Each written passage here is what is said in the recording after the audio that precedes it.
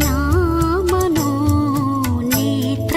తెరచి నా కఠిన హృదయమును మార్చి నా మనోనేత్రము తెరచి నా కఠిన హృదయమును మార్చి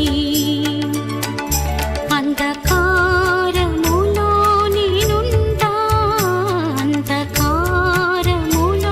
నేనుండా వెదకి నన్ను రక్షించితివి. ఆశీర్వాదాలన్నీ నావే. ప్రేమ వెలుగు. ఆయన మనలను అంధకార సంబంధమైన అధికారంలో నుండి విడుదల చేసి తాను ప్రేమించిన తన కుమారుని యొక్క రాజ్య నివాసులుగా చేసెను. కొలస్సి 1:13.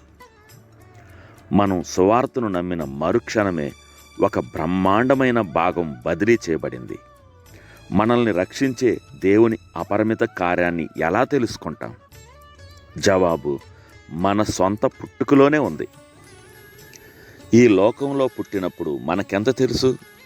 మన తల్లిదండ్రులు మనల్ని పోషించారు. మనం పుట్టినప్పుడు ఏం జరిగిందో గ్రహించడానికి సంవత్సరాలు పట్టింది. ఆత్మీయ పుట్టుక కూడా శారీరక పుట్టుక లాంటిదే. మనం నమ్మినప్పుడు ఏం జరిగింది అనే ప్రశ్నకు జవాబు మన రక్షకుణ్ణి బాగా తెలుసుకుని ఎదుగుతున్నప్పుడు మన ముందు విశదపరచబడుతుంది. గత రాజ్యం చీకటిగా వర్ణించబడింది. ఈ భావన దైవక చిత్రకారుని ఇతర బొమ్మల్లో వివరించబడింది. గుడ్డితనం అనే స్థితి చీకటికి అప్పగింత లాంటిది. గుడ్డివారికి భౌతికంగా చూపునివ్వడం మెస్సియా ప్రకటనలో ఒకటి. ఈ అద్భుతం మెస్సియాకు మాత్రమే రిజర్వ్ చేయబడింది కనుక ఇది వాగ్దానం చేయబడిన వ్యక్తి క్రీస్తే అని చెప్పడానికి తగిన సూచనగా ఉంటుంది. కానీ చీకటి ఒక స్థితి మాత్రమే కాదు, కానీ అది ఒక శక్తి కూడా. అది నమ్మని వారి మనోనేత్రాలకు గుడ్డితనం కలుగజేసే ఈ యుగ సంబంధమైన దేవతగా వర్ణించబడింది. అలాంటి చీకటి రాజ్యం నుండి బయటపడే స్వాతంత్రం దాని స్వభావం వలన ఉపేక్షించబడింది.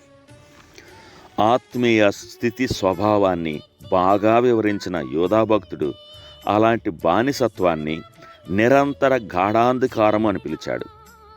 మన వద్దకు క్రీస్తు విమోచన శక్తి రాకముందు మనమంతా బానిసత్వంలో పాల్గొనేలా చేసింది చీకటి రాజు అనే భావన, అతని శక్తి ప్రదర్శన.